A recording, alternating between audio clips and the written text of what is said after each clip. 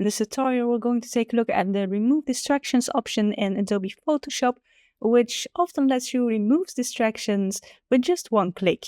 So I have this picture here of cables in the sky, and I have a couple of other pictures to show you different things you can do with this new feature.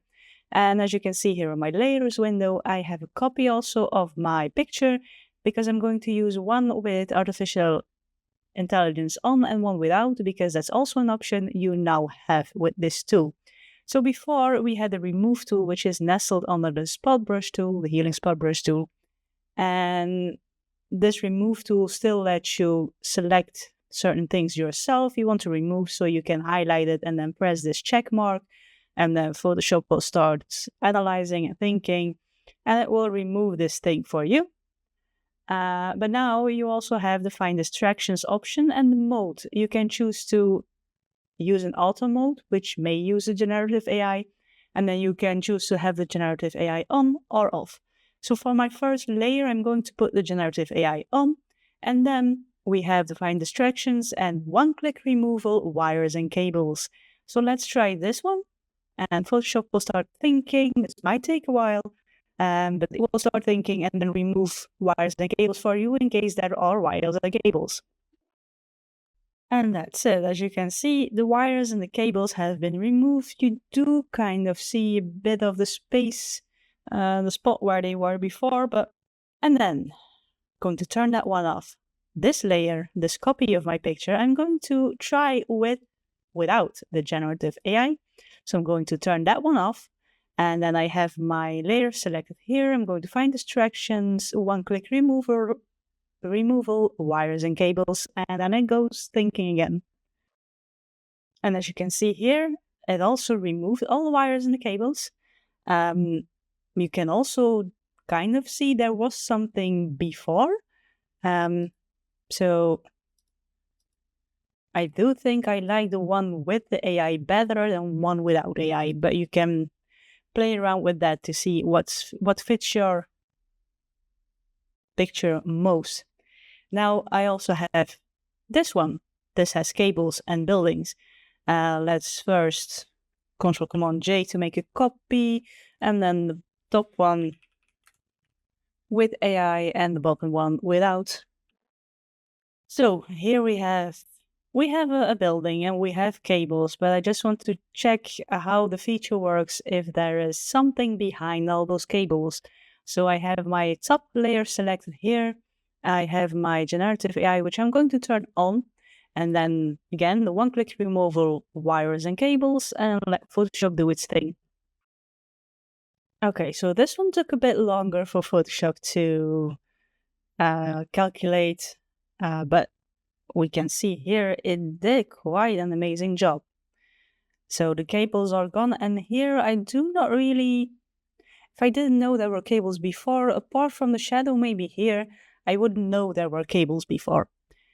So that one is with artificial intelligence, and then I'm going to select my second layer and turn the generative AI off and find the distractions, wires and cables again.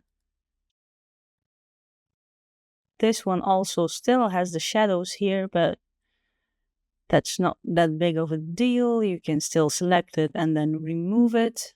I barely see a difference between the generative AI on and off. They both did quite an amazing job.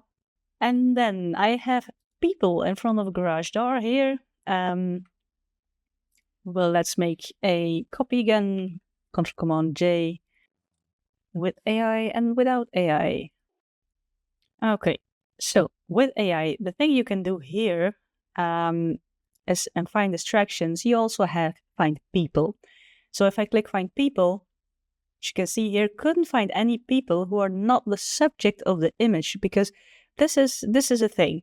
It can find people for you, but here it has determined that the people in the picture are necessary for the picture. They are a sort of the subject of the picture, so it will not delete them. And I'm thinking that even if I turn this one off, we will get the same result. Couldn't find any people who are not the subject of the image. So, okay, that's the thing. You can still remove these. If you want to, you can highlight them yourself. So let's highlight these people with the remove tool and just go around them. No need to fill in the middle because it will do that itself. And then you can press that check mark and, well, Photoshop will remove them for you. But as you can see here, there is still some spots where you can tell there was something before. Now we can try with the generative AI on. So just go around so we can check if the generative AI makes a difference in this one. Press the check mark. Well, it did remove the people. I'm not sure why this is here, but it did remove the people. Let's do the people in the desert. I have 2 layers here with AI and without AI. Let's first let them find the people. Let's check if it finds people. Okay, here it does find people, and it thinks that this thing in the back is also a person. And then press the check mark. Okay, you did quite an amazing job there. All the people are gone. And then let's turn off the AI and try again. Find people and check mark. And also this one. Well, one might say that is better without the AI.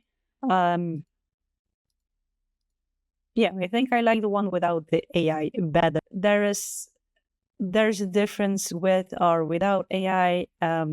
It's not always better with AI. Sometimes it is. Sometimes you don't see a difference at all. Like with this one, I barely see a difference. Yeah, you can see that something changes here, but there's barely a difference if you use the generative AI or not. And then we have this one where we get a weird mailbox instead of the people. The people are gone if you use the AI, but we have a weird mailbox. And then without the AI, the people are gone, but there are some inconsistencies in the picture, so not as good either. And then the people walking in the desert, both of them got rid of the people. I think that the one without the AI might be better here. That was a quick tutorial on the Remove Distractions tool in Adobe Photoshop. Let me know in the comments below if you liked the video. Be sure to press the thumbs up button if you did. Press the subscribe button if you want to see more of my videos. New videos going live every week. And for now, stay creative. Thank you for watching my video and see you in the next one.